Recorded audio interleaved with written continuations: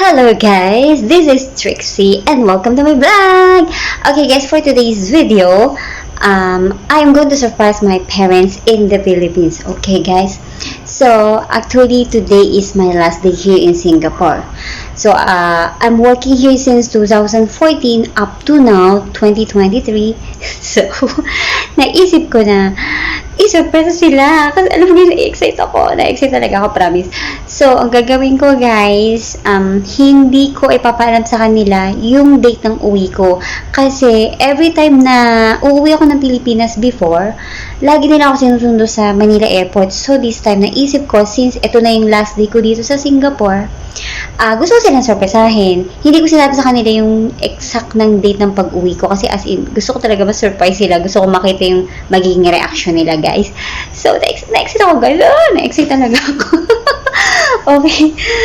So, meron na akong mga kinasabot dun sa Pilipinas na mga, relatives and mga close sa family namin na huwag sasabihin, ganito. Kasi nga yung plano kong surpresa. So, ngayon, iimpakihin ko muna yung mga gamit ko, guys. Oh my God, excited ako. Naisip ko pala, guys, na excited na talaga ako. So, samahan niyo ako, guys, na i-surprise ko yung parents ko. Tara, mag-iimpake muna ako.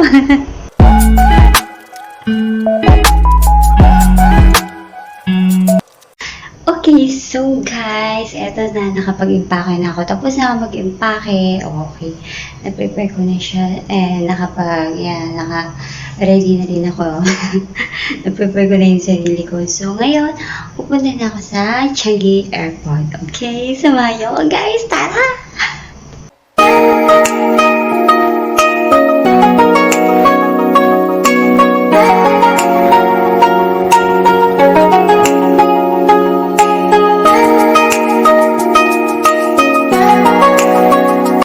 Guys, so andito na ako ngayon sa Changi Airport dito sa Singapore.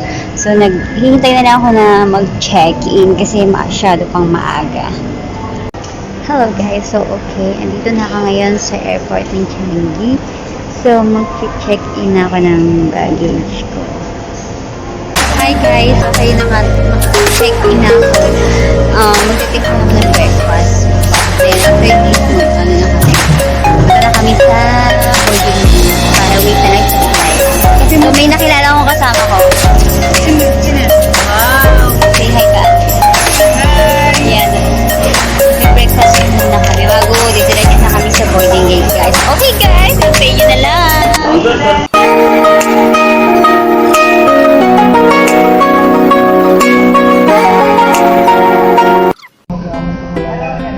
Hello guys! So, andito na ako ngayon sa boarding gate. So, nag-iintay na lang kami ng plane. Ayan. So, sasakay ako sa Cebu Pacific Airline. So, malapit na yung flight ko. 30 minutes na lang. Okay guys! Na-excite na ako sa surprise ko pa naman. Ay nako. So, susundin ako ng aking hipag. So, waiting niya ako sa airport sa Pilipinas mamaya. Okay, see you guys later.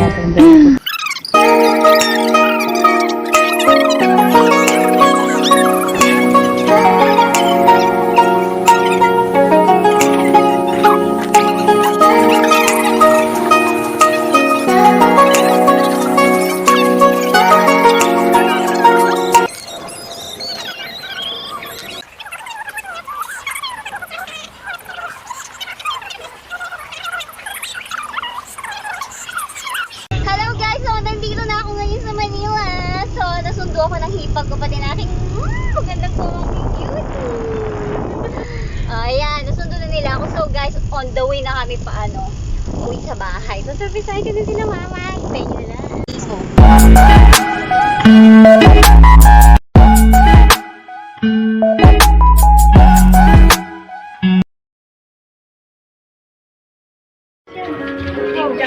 Diyan ka na.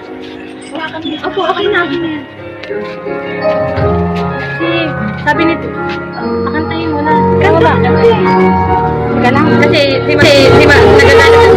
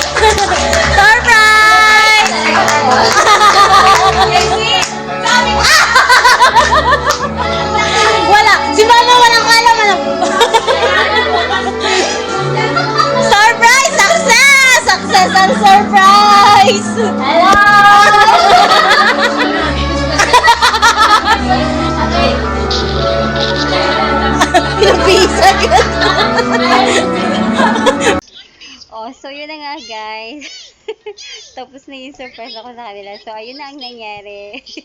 Nagkaiyakan na kami. So, hindi ko na natapos yung kanta na pinaplano ko talaga. Kasi talaga naiyak na ako. Ay, so, ayun lang guys. Sana nagustuhan nyo.